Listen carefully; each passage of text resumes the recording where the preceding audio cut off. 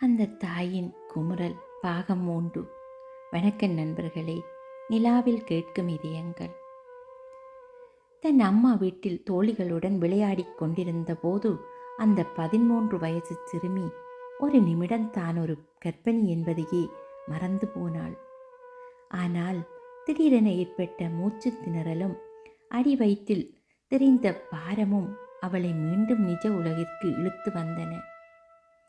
விளையாடி முடித்துவிட்டு வீட்டிற்குள் வந்தவளை அவளது தாய் கவலையோடு பார்த்தார். உடல் நலம் குறைவு. அந்த சிறுவயது உடல் ஒரு குழந்தையை சுமக்க தயாராக இல்லை.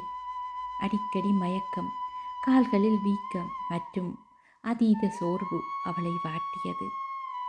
சமூக பார்வை, அக்கம் பக்கத்தில் இருப்பவர்களின் ஏளன பேச்சுக்கள் அவள் காதுகளை எட்டின.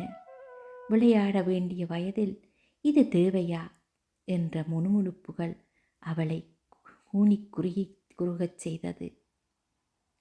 பரிசோதனைக்காக அவளை மருத்துவமனைக்கு அழைத்துச் சென்றபோது மருத்துவர்கள் சொன்ன விஷயம் அந்த தாயை அதிர வைத்தது.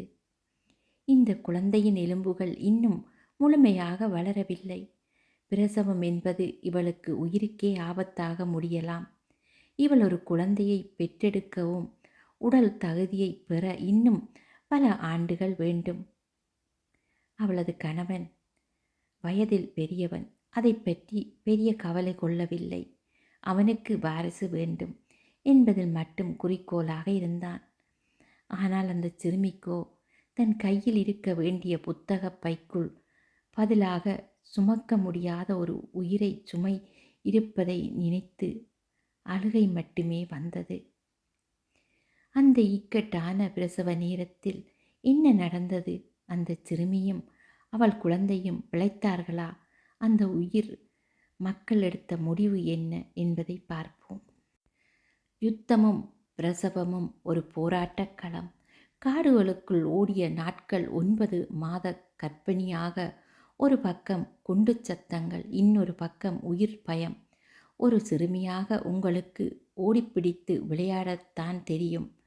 ஆனால் உங்கள் தலைவிதி உங்களை உயிருக்காக ஓட வைத்திருக்கிறது.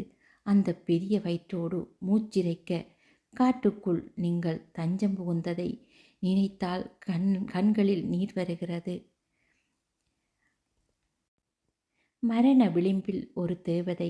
1987களில் இறுதியில் ஸ்ரீலங்காவில் நடந்த அந்த போர் சூழலில் மருத்துவமனைகள் கூட